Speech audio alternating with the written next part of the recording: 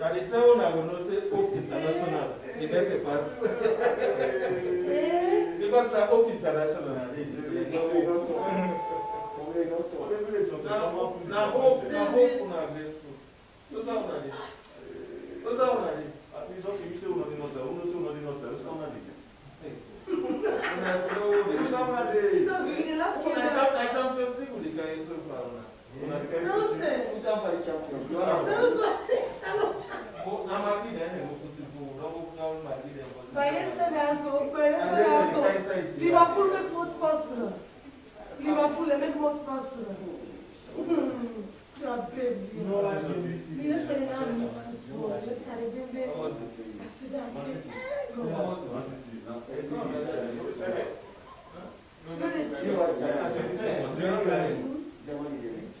You don't wait now. Yes.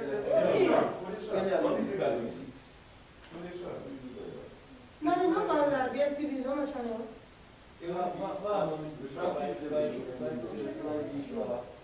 You are watching the next one. no, I've been watching it yesterday. I left me by with it. What's here? How much here? 42 or 52? Alamarine.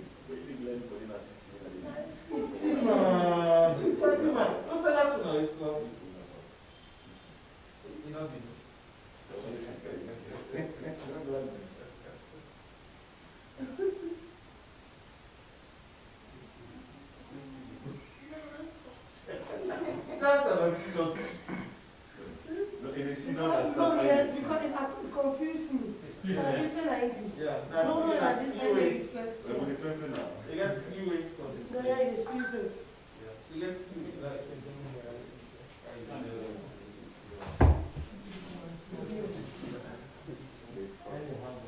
We need a change. We need to go back where you came from. It's very hard to. The heat to the community.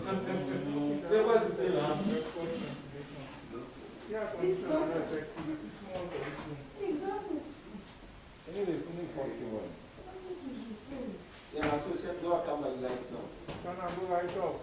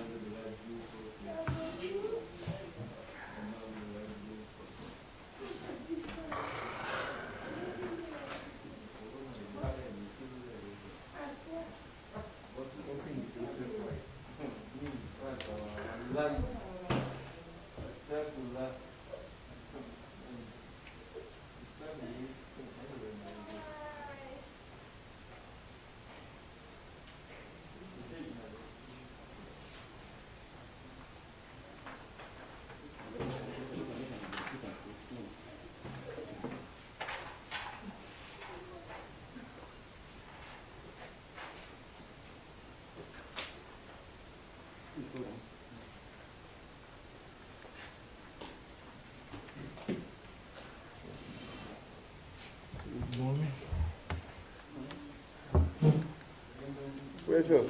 Yes, sir. You really precious. Let me make you helpful. Yeah? Okay, I can.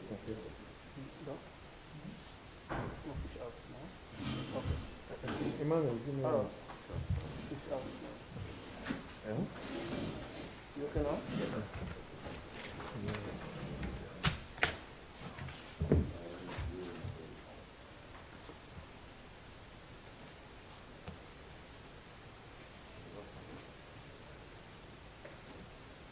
Okay.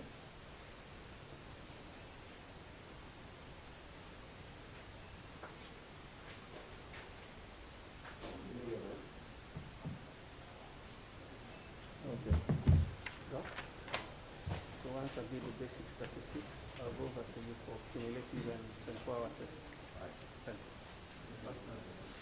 Good morning. Good morning, everybody, and a happy Eid to all Muslim brothers and sisters. Welcome to today's press update. We are sorry again today for the late start. It's due to some challenges we have with our system in getting the numbers. We have here Dr. Julius Spencer, the Strategic Advisor for Public Health Information. We also have in our midst Major Dr. Gevao, and we have the sign language interpreter here, Mr. Sanko, and the official spokesperson, Mr. Solomon Jamiru. I will straight away go on to Mr. Jamiru for the updates for today. Thank you, Harold. Assalamu alaikum. We convey our greetings and our best wishes to our Muslim friends and to the entire nation for observing the holy month of Ramadan. And we believe that, we hope and pray that Sierra Leone will continue to experience peace, love, unity, and prosperity, and that together with concerted efforts, all of us will roll back coronavirus. Thank you. Status update for 24th May 2020. Cumulative confirmed positive cases, 707. Total number of deaths, 40. Active new cases, 86. Active cases at isolation centers, 426. Cumulative recoveries, 241. Number currently in quarantine, 1,939. Number discharged from quarantine, 3,458. Let's go over to Major Dr. Gevao to give us the stats on the tests. Thank you very much, sir. So, for today, 24th, we analyzed a total of 270 specimens. 270 specimens we analyzed. Out of the 270 specimens analyzed, a total of 86 came out to be positive, and we had 184 tests negative. Yeah, can you just give the disaggregation for the qualities and then? Yes. So the breakdown by districts. Tonkolini district, we had 1 positive case. Cambia had also recorded 1 case. For Bo district, we had 6 cases that came out to be positive. Kono district, 1. Kuwait, our brothers and sisters who returned from Kuwait, whose specimens were analyzed yesterday, we had a total of 53 positive cases, 53. Western area urban, 19, and Western area rural, 5. Thank you very much, Doctor. And we'll go straight to the question and answer sessions, and we'll start from the journalists in the room this morning. Yes, sir. Yes, my question is, among these figures that you've given, 86, we want to know how many people came from the quarantine homes and whether we have cases that we still got from community transmission, those who were not quarantined, like recorded figures from there. And of course, so Mr. Jamiru yesterday, the Human Rights Commission report, you said you have not watched and you have not looked at it. Maybe I may assume that from yesterday to now, you might have seen it. I have not. I have not. Okay, and we are kindly pleading because we want to get the EOC's response to this particular report, since it's from also a government established institution. We want to get maybe something from you. And maybe another one is a roadmap, because we may not say we are not America, we are not from America, but I think we should be thinking about a roadmap as to how COVID-19 will be ending.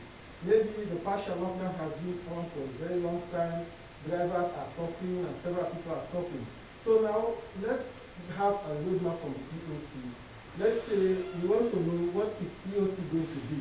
When will they really start to, we'll start bending the curve, we'll see restrictions being lifted, people are moving, and now the price will only be restricted to quarantine, when we fear security personnel will be stationed, and of course, we will not hear about people escaping from quarantine.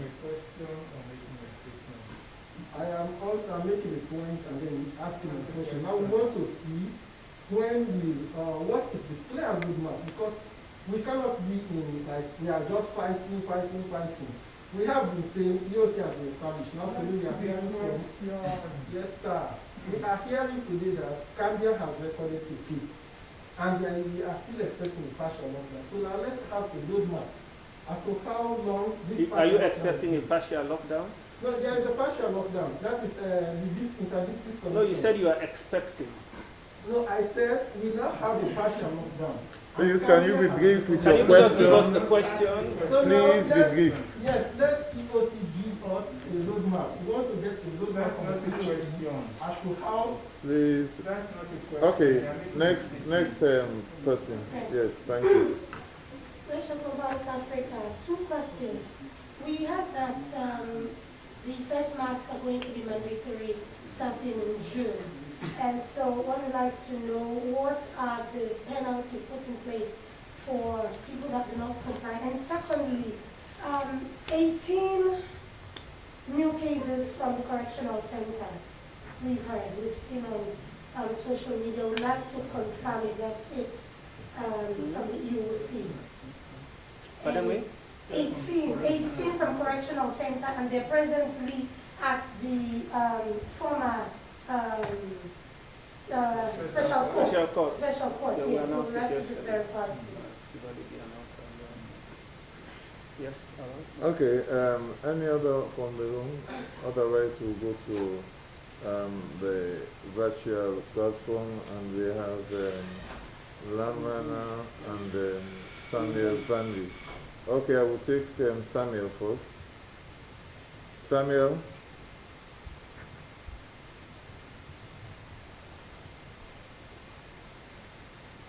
Have you put him on? Have you unmuted his mic?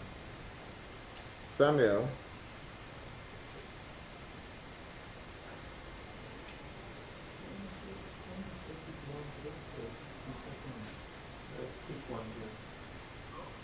No, Samuel is on. Yes, Samuel. Yes, Samuel, we are getting you. Mine was not actually to ask a question. I am just worried, but I have just new into your room today. I'm not going to ask it. Okay, Lamana.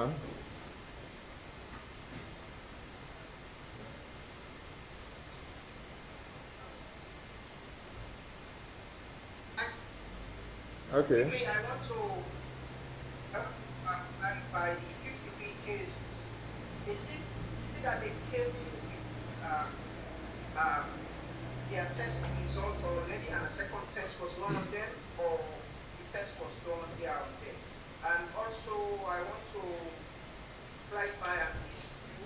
I understand the EOC the name has been changed to National COVID-19 Emergency Response Center, NACOVAC also. I need clarification on that. And finally, my question is on, I saw a press statement from the Ministry of Health on mandating use of masks, weekly comments on the cost of June. Is the EOC aware of that? If that's information. And finally, I see we're dropping down with cases from 40 reported from the time ago to 15, 18, and 20 sort of. Are we bending the curve? Are we at a point where we are bending down the curve? Thank you. Okay, thank you very much.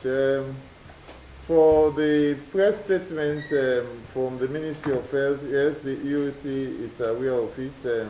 It's in connection with the use of face mask and the advice on the use of face mask. Yes. And then to the other questions, I would go first to Major Doctor Gevao, and then we'll go to the spokesperson.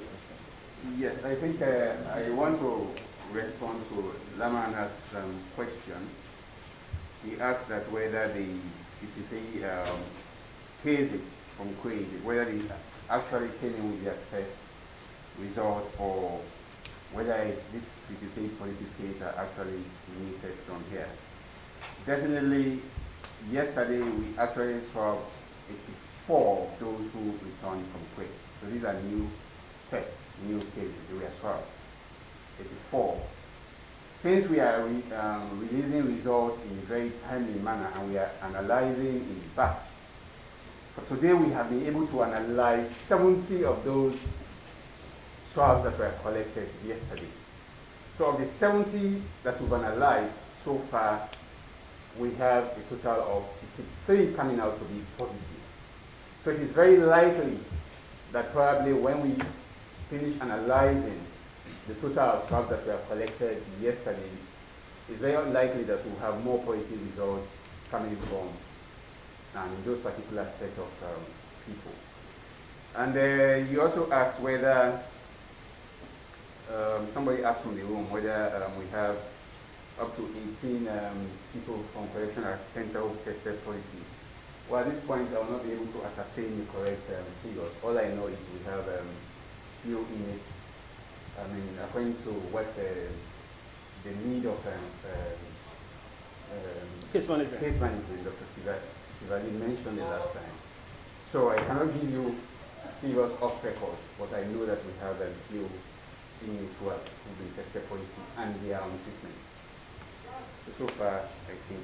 Yeah, and you were asking also about having 15, 14, 20 if the curve is bending.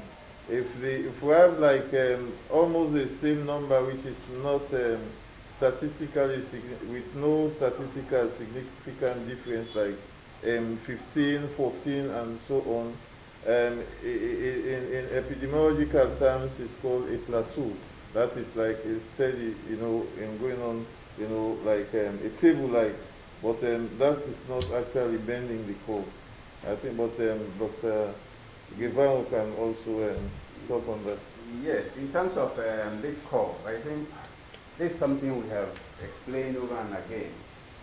In this sort of outbreak, it's difficult for you to really predict, I mean, when you think you get a peak. It's really difficult because it's a propagated outbreak. Today it's possible you have 10 cases or 15 and then tomorrow you probably have 30 and mind you, we are having cases also coming out in clusters, okay? I mean, like today, Cambia has like registered a case and nobody knows what is going to be, I mean, in the next coming weeks, what is going to be the number of cases coming out from Cambia. So that's what we keep saying. The control measures are very, very, very important for us to really make sure, like now that you've been asking whether the 1st of June, there is a press release to that effect, that people start wearing masks. If that law is enforced and we maintain social distancing and hand hygiene, I think it would really go a long way in attaining the peak of this outbreak and also making sure that we have a down slope in this curve. So thank you very much. I think that. Yeah. Yes, thank you very much. I know that the public will take tremendous interest in having an appreciation of the dimensions that the curve will continue to assume. And now with 86 positive cases, certainly it has to assume an upward trajectory. And we have been saying this, that because we are dealing with a propagated outbreak, quite different from point source outbreaks, we would continue to see these fluctuations. And we have said that it is the case for all countries of the world. They continue to have fluctuations in the curve depending on what happens in those local, as the local conditions may dictate. We see how some countries, for example, that decided to ease restrictions, we see how cases had to surge. For example, US, almost 50 states have been easing restrictions. We see what happened in Texas, for example. This morning, I just realized the governor of Arkansas, Hutchinson, has been saying that some young people went to have a pool party and some of them contracted the virus there, even though CDC, WHO had been saying that persons may not likely, and that's the new guideline, update of the new guideline, that persons may not likely contract the virus under those circumstances. So a lot of things are changing. Even when you talk to the ICU specialists all over the world, every day when we watch our international channels, we read guidelines, we look at articles people are writing. Even the ICU specialists, some of the world's best, are saying, and we had that in our WhatsApp group yesterday, somebody sharing with us some of the observations of ICU specialists, and they are saying they have never seen something like this before. So the kind of outbreak that we are dealing with would necessarily dictate the changes in the dimensions of the curve, and we will continue to explain as much as we can based on what surveillance is telling us, what the data is telling us, and also based on the body of scientific knowledge that we are exposed to. So we'll continue to do the test. And for the 86 positive cases, as Major Dr. Givao has highlighted, one of the things that I think we have to commend the system, the NACOVAX system, is the fact that we decided to test very early. The protocol had been, the incubation period is exhausted, and you test. But once 73 people came from Kuwait and they moved to Jue, and we enforced our mandatory quarantine, we decided to test on day 1 of their quarantine. And this is the results that we've had. And as Dr. Givao has said, we still have some specimen to analyze. We don't know what may be the result for those ones. 14 outstanding for the Kuwaiti case. We don't know what that may hold for us. And now we had 2 districts that we are yet to record a positive case. Now Cambia is off that one. We are now left with Carina. So when you are asking what the blueprint is for us, we would continue to rely on what surveillance is telling us. We would continue to look at infections, but our broader priority is to slow the spread and eventually break the chain of transmission. So we'll continue to employ our mitigation methods. Let us continue to do the social distancing. Let us continue to wear the face masks to cover our noses and our mouths. Let us continue to wash our hands with soap daily, all the time. We would also employ our suppression methods, under which we have our lockdown. We still have our interdistrict lockdown. We still have our curfew from 9 to 6 a.m. So we would continue to have a combination of those factors. So NACOVAC, and Lamrana was asking for clarification. Yes, we are the National COVID-19 Emergency Response Center.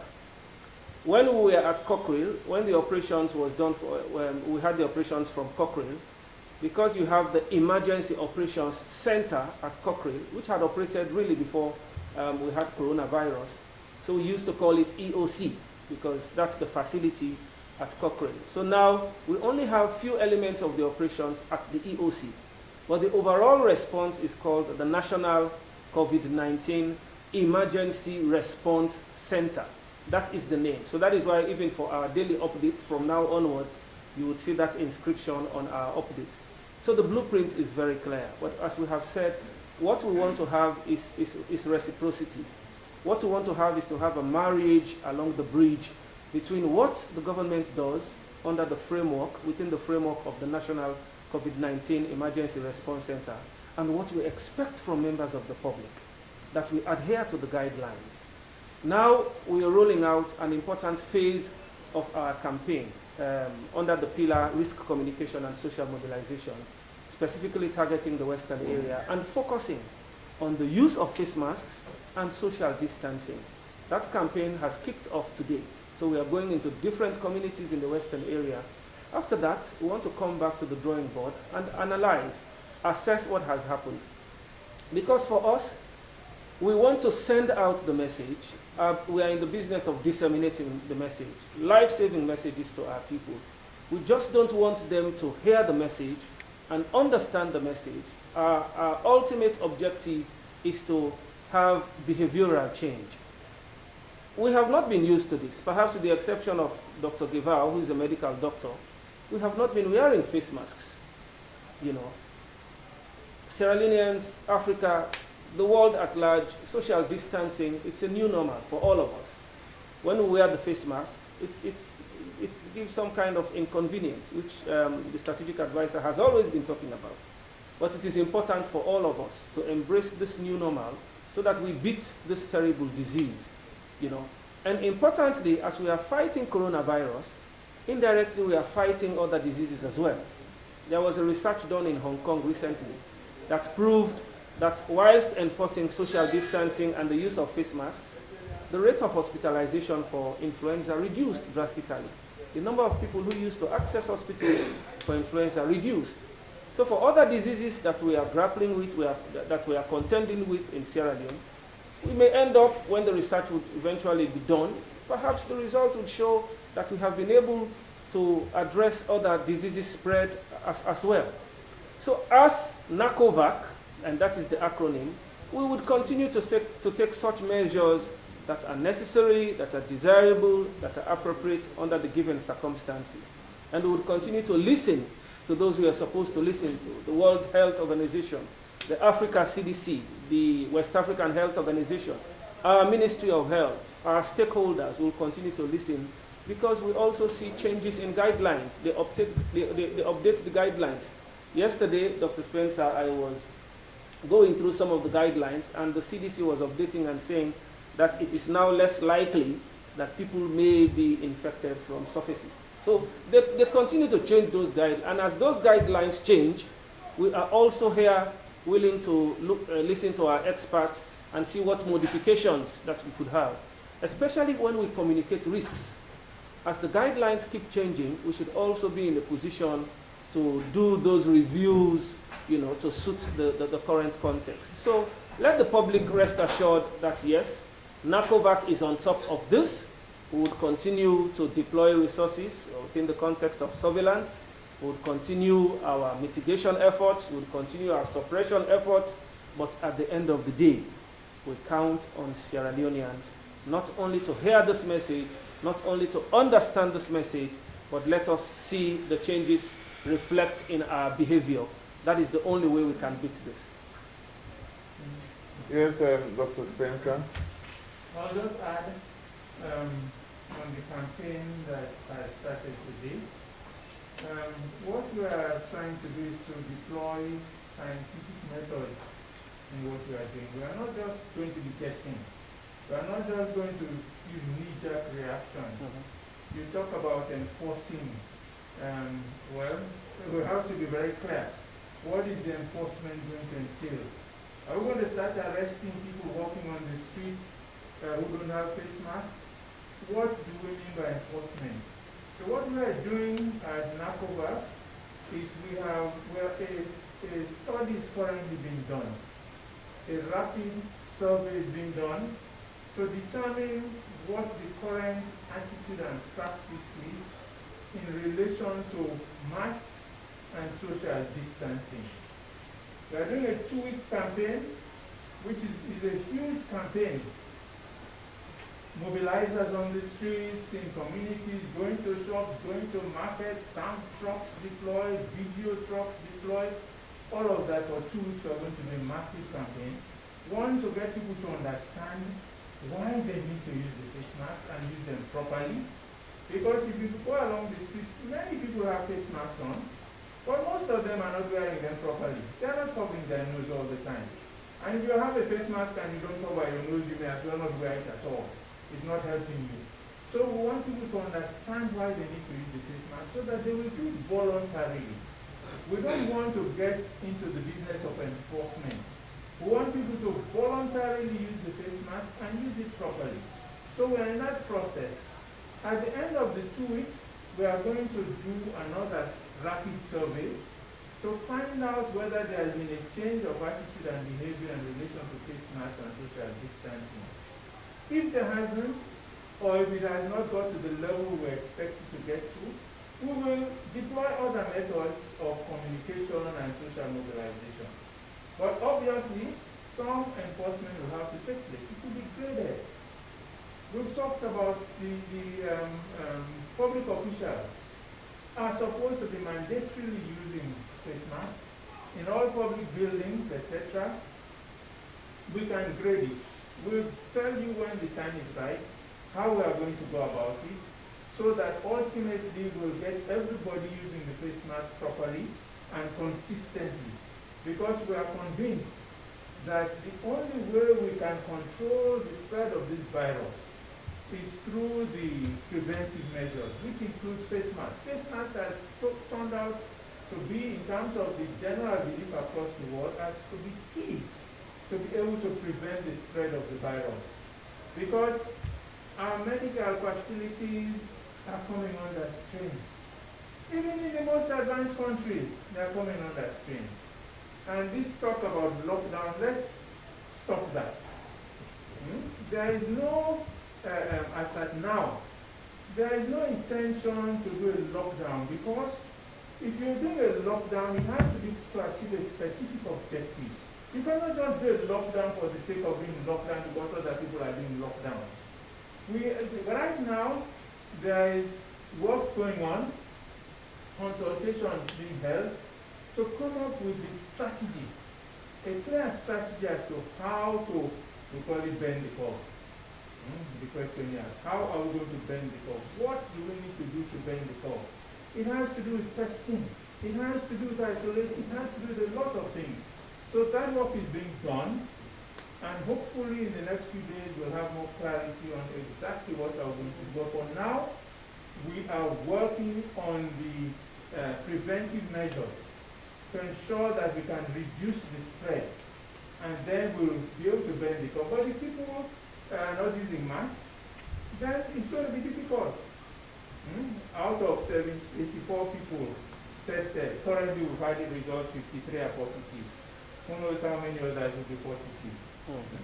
And thank God the protocols were changed. If they had been just left in quarantine, they would have infected those who are not even positive among them. So the protocols are constantly being reviewed. The actions are being reviewed constantly every day. There's an interpillar meeting here. And we look at all the various facets. What is it that is not working well? What needs to be adjusted? What are the challenges, etc., etc. Nobody can pretend that there are no challenges. Nobody can pretend that everything is working perfectly. Because, as the spokesman has said, this is a disease that even up till today is confounding the experts in the developed world. They don't quite understand why the disease is behaving the way it is behaving. So we are both trying to sort out our own problems, but our response will take account of our own socio-cultural realities to determine exactly what we need to do, because we need to understand our people and how they behave, what are the factors, to be able to develop a response that will suit our own reality and will work. Thank you. I just wish to add that because of this development, the holding facility for those who've been repatriated from Kuwait has now been transformed into a treatment center to handle the positive cases, and I think, Doctor, the negatives will now be moved to quarantine centers. So that is the development. I just wish to add. Carol. Okay, thank you very much. We will go to the next round of questions, and I would ask Florence, that is on the line, Florence, John, and then later Yema will come up with the Facebook comment. So Florence. Hello. Hello, Florence. Yes, good morning. Good morning. Yes, thank you very much. I've listened quickly, and I have a few points that I want to raise, especially in terms of social mobilization. I think that is highly needed, and it should not be concentrated only in Western in Freetown, but Western urban, but should be looked at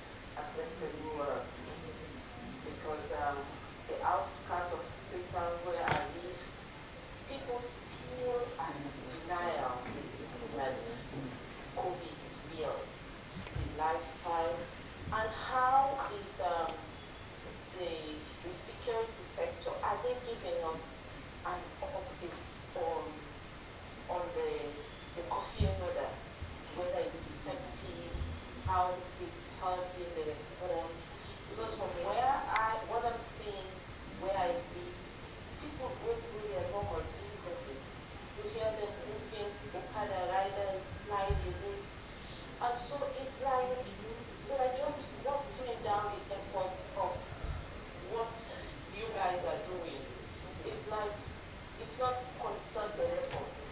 What is happening and what exactly are the rules and regulations the district council should support the central government. And that is what I'm saying lacking, especially where we live. No social distancing and all of that. And the other thing I want to really point out, today is the Muslim Eid. And some people really gathered to go and perform their prayers. It's not about being religious, backlashing the other side, but it's about enhancing or teaching the people what exactly the situation is and what to do and what not to do. And again, we're still seeing people performing funerals, you know, and we've seen what happened in Tokolini recently. So in terms of really reaching the cause and letting it down, we still have a lot to do, and it should be concerted, ensure that the headmen, the local council, they should all be involved in this fight. Let me thank you all for your efforts, and that's my little point I want to contribute to. Thank you. Thank you very much, Florence. We will go to the next person, John. John, okay. Good afternoon.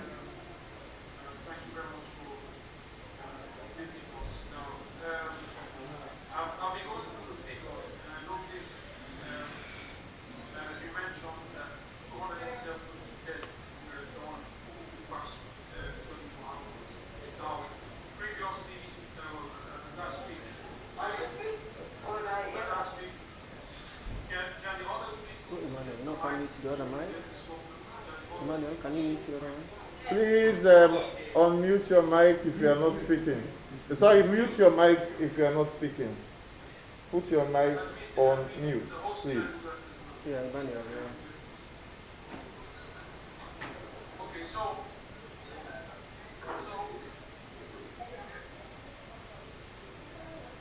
yes, carry on. thank you very much, Thomas.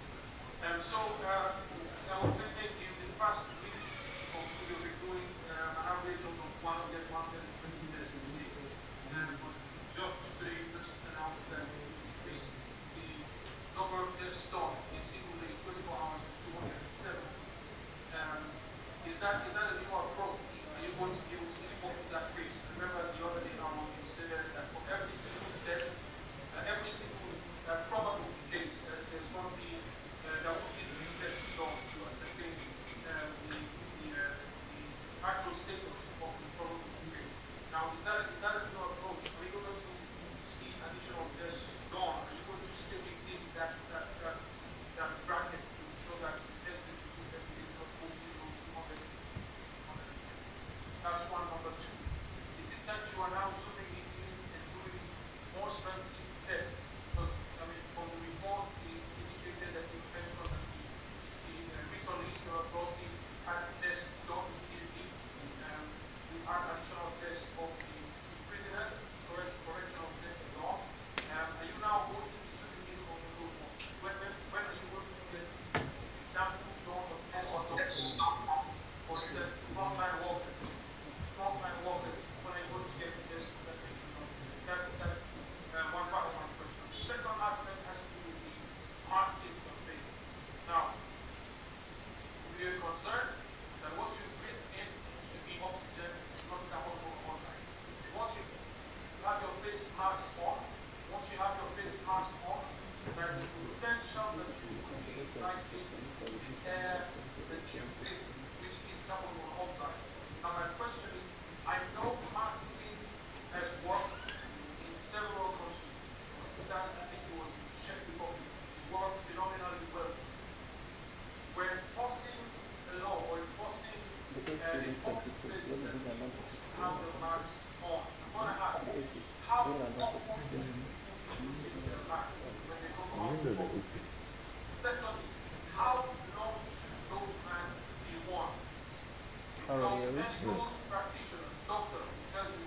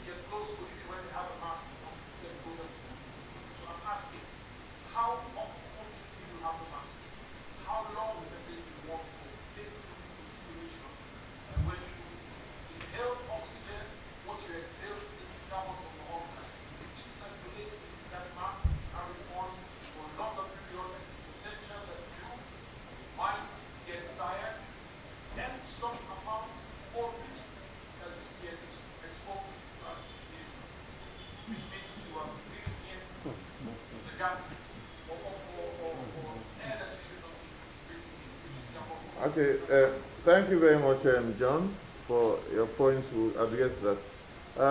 I think because of the nature of the questions, we would address this before we go to the Facebook comments.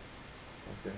And please, Aaron, don't forget to come back to the virtual one before you end, please. Okay, noted. So we can clarify some questions. Noted. I will get back to you. Noted. Thank you. Okay. So, yeah. Thank you very much. So first to Florence, thank you, and the others who have made comments.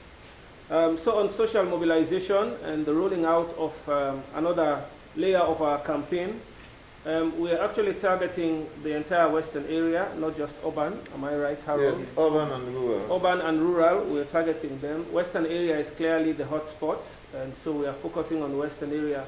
But that doesn't mean that our attention, our focus on the provincial outbreak has also diminished. We will continue to attach equal importance to cases all over the country. And as Dr. Spencer has said, we want to have some scientific basis to help us in our in policy making. We also want to analyze the data and see how we can have a sense of the spread. Because in doing so, as I said earlier, we are looking at what surveillance is telling us, but also what scientific knowledge we are exposed to. Those are the two things that actually inspire and inform the actions that we take. When we look at viral transmissibility, we are interested in knowing if we have like 3-4 positive cases in a certain community. We also want to have an idea of how many people those positive cases are capable of infecting over a given period of time, and what would be the nature and scope of that spread. So there are different variables that we are looking at in taking the actions that we consider to be necessary under the circumstances. You have also observed, and that is one of the our esteemed justices also drew my attention to this. Some people, they meet in very large gatherings, including funerals. We have been discouraging this.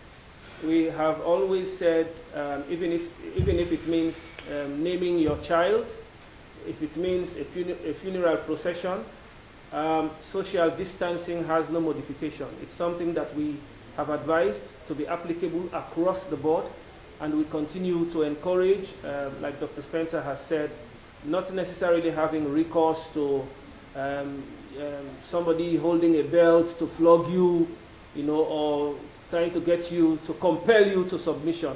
We believe that Sierra Leoneans are capable of complying, and when we have a message of this nature and a pandemic of this nature, we should be able to listen to the guidelines and take the necessary precautions.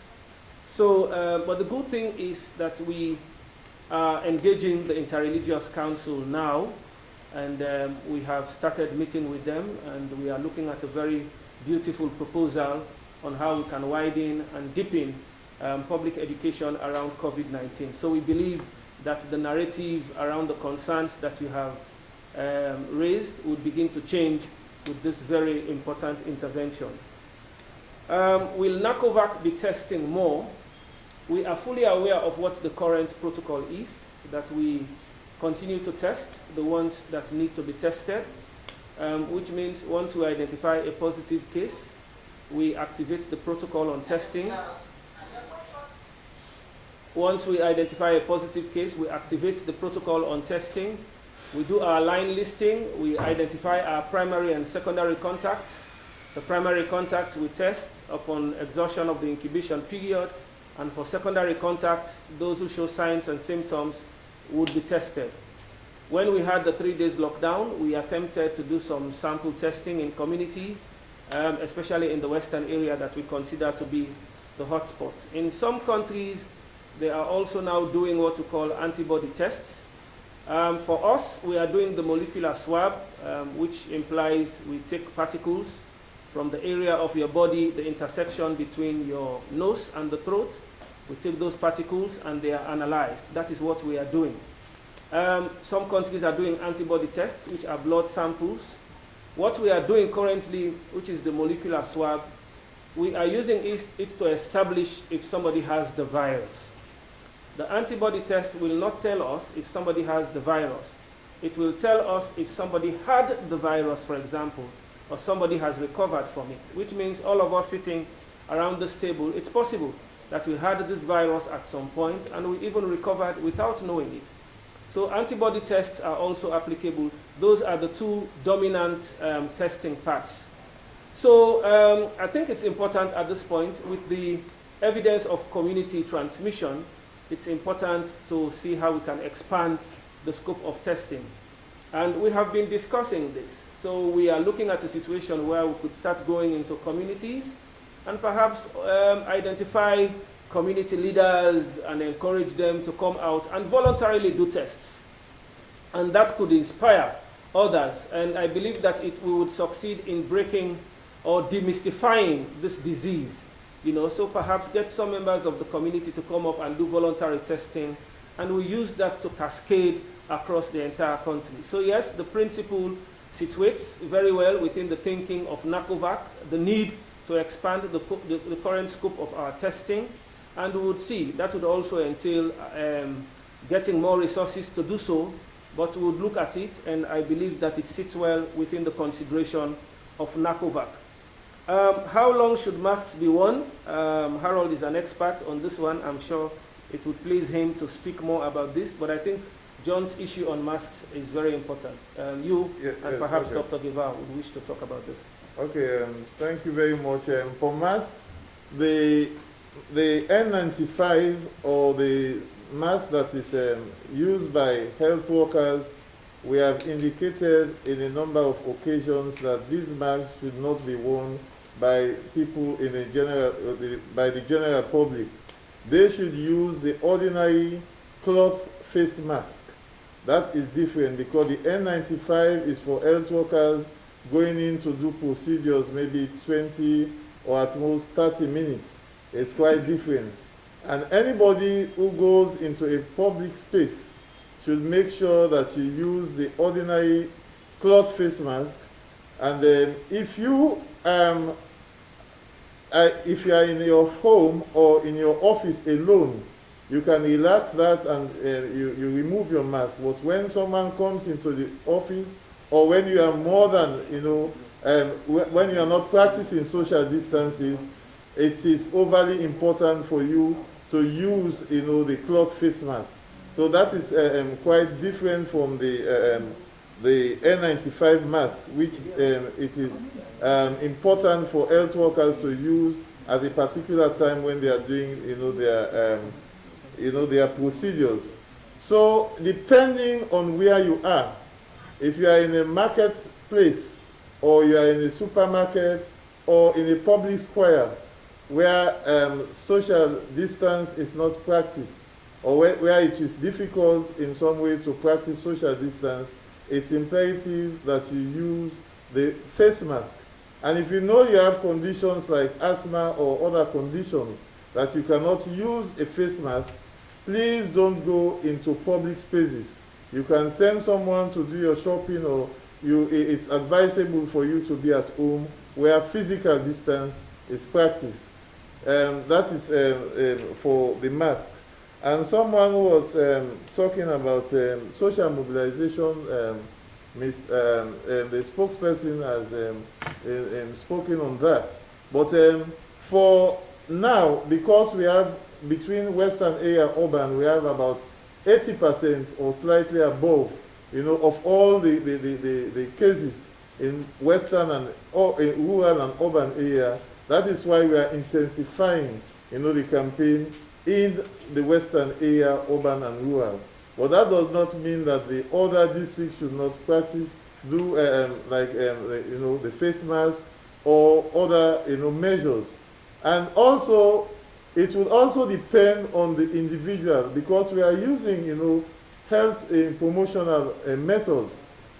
You as individuals should take active part in, solving your own health problems.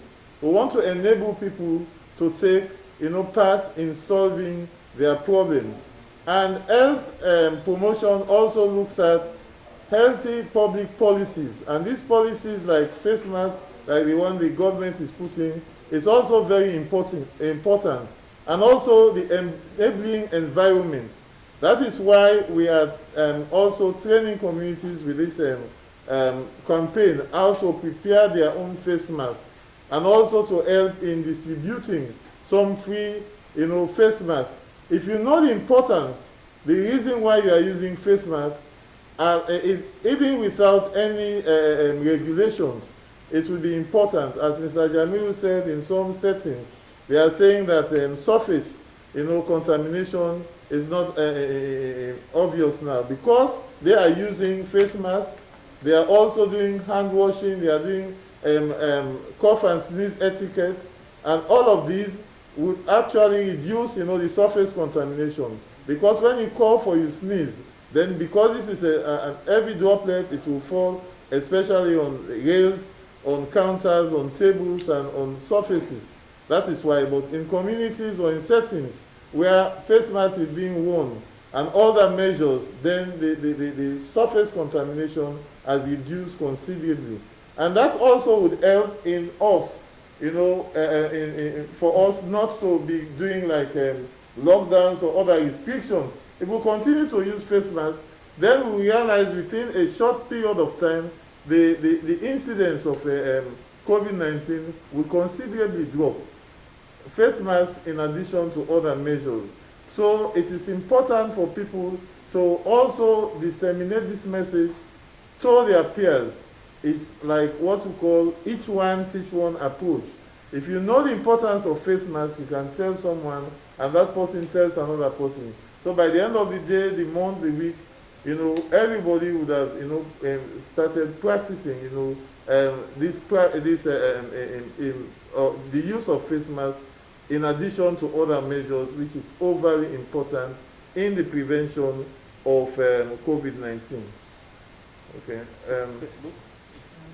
Yes, okay, now I will go to Dr. Spencer, then I'll go to Yema for the Facebook comments. Okay, a couple of points. You journalists need to help spread the message about the importance of use of face masks.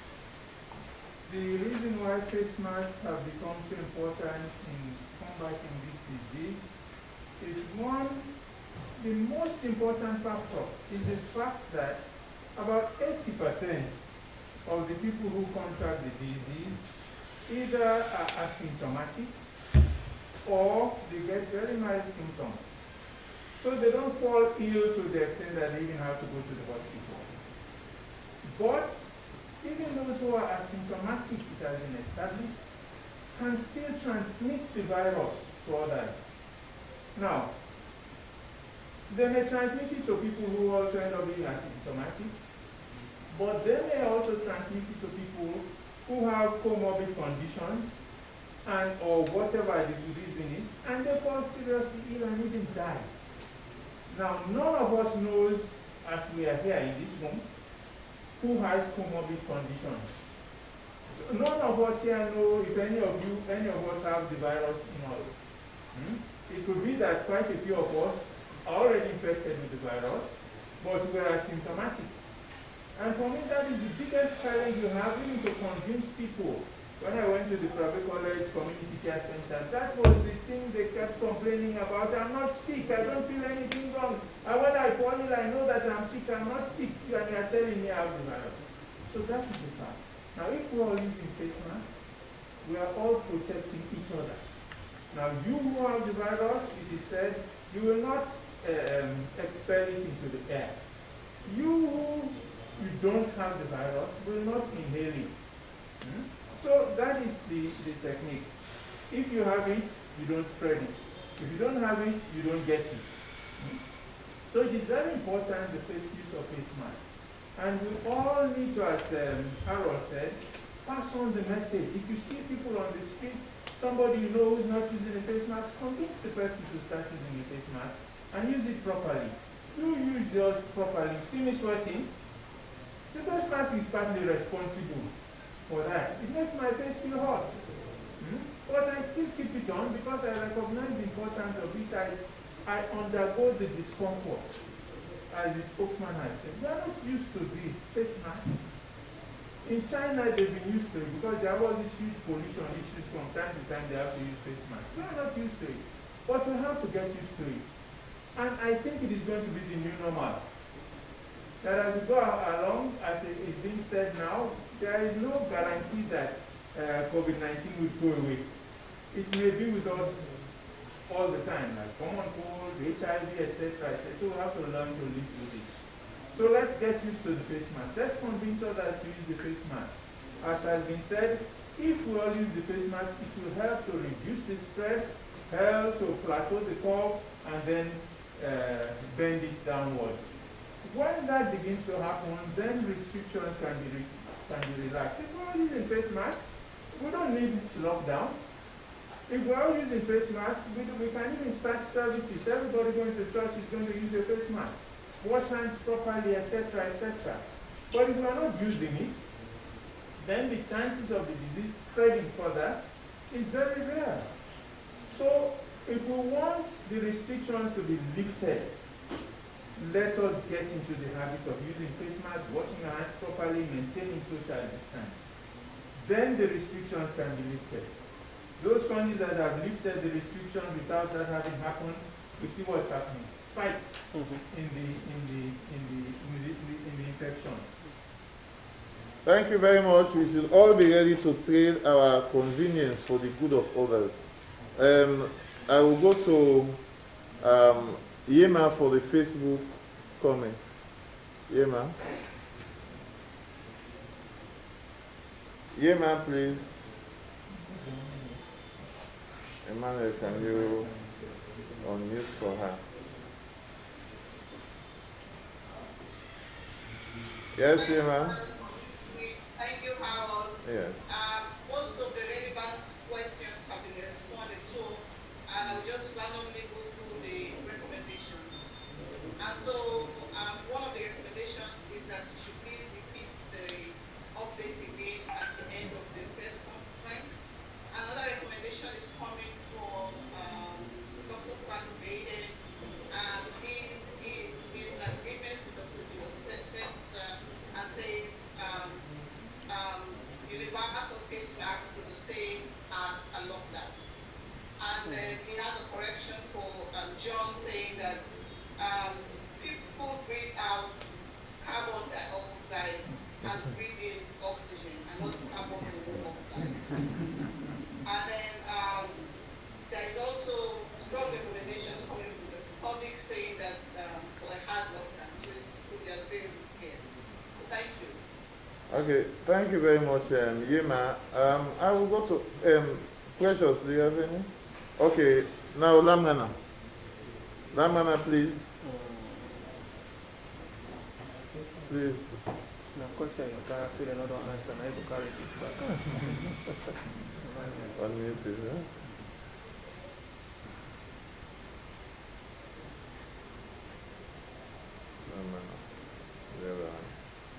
Okay, thank you very much, Aaron. Thanks. My first question is the Cambia case. What's the epidemic for it? What the epidemic? And also, I will appreciate if Doc can help us with the total test done so far since when we started testing to now. And Mr. Jamil, I want to ask you this question, possibly as Deputy Minister of Foreign Affairs.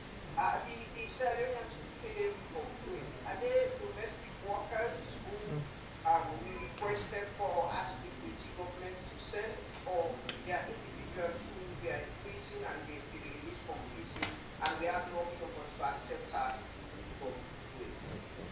Thank you. Okay, thank you very much, Lamana. I think we'll go to the last one here. Please, Regis. Yeah, so it's about cases reported. We want to know how many came from quarantine homes and how many came from the communities. So why do you want that analysis? No, it's just like this amount came from the quarantine home. This amount came from maybe communities that are not in quarantine. So maybe if we are getting that, it will help us to know whether. So what difference would it make to you? Because these ones are epidemiological data that will assist, the health workers to do their planning. There should be a line between expert knowledge and lay perspective in some instances, because we need some of this data to look at how to look at the trend and compare the trends and others. And some of the time, it's very early. If you have a result today, it's very early for you to get some of this information. But if you know that you would want to use this data, maybe we can consider some of this data. You can actually apply for it and then go through the ethical standards, and then we can also give this data to you if we deem it fit for you to have them. I don't know what you say. Yes, like Mr. Harold was saying, when results are out, though we are having different pillars, we have another pillar, the surveillance pillar. You'll probably have to go online, list the contact of the cases and everything, and take the details. And I think I'll also answer the person who was asking whether the Kenya case is ethylene. As a teacher, will not be able to tell whether there is any ethylene or not, unless and until the team from case management, visit the homes of the case or whether they are in quarantine, or take full detailed history. It's only after that we'll be able to ascertain whether there is any link or there is no link. That's the time we'll be able to ascertain whether they are coming from isolation centers or they are coming from communities. But as we sit here, the result just came out this morning. There's no way we'll be able to ascertain all the facts. Thank you very much. And if somebody wanted to know the total cumulative test that we've conducted so far. So far, since we started, we have done 5,216 specimens have been analyzed so far. 5,216. On Sierra Leoneans from Kuwait, before my appointment as spokesperson, I was fully aware that we received communication from our mission about a repatriation plan, that an agreement has been reached with the Kuwaiti government on a repatriation plan of certain Africans and other persons, and the specific date, I think, for Sierra Leone was around the 26th of April. That was what I knew before my appointment. I wouldn't wish to speak specifically what the necessary issues are that may have triggered this, unless I get further facts. Lamrana, I may wish to restrain or refrain from doing so at this point, and you may wish to contact the Ministry of Foreign Affairs and International Cooperation for this. Thank you very much, Dr. Spencer. Okay, with this, we want to thank you very much for coming for today's press briefing. And tomorrow, the press briefing will be at 11:30 tomorrow, 11:30. And stay safe. And once again, happy Eve to all. The figures. Okay.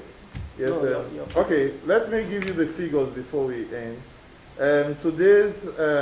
For today, the cumulative confirmed positive cases are 707. 707. Total number of deaths 40. Active new cases 86. Active cases at isolation 426. Cumulative recoveries 241. Number currently in quarantine 1,939, and number discharged from quarantine after 14 days of strict medical surveillance, we have 3,458. So this is the update for today. Thank you very much and stay safe.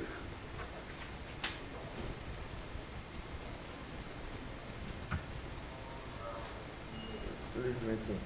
Okay. Thank you. Okay. So, no, you can because then you leave soon.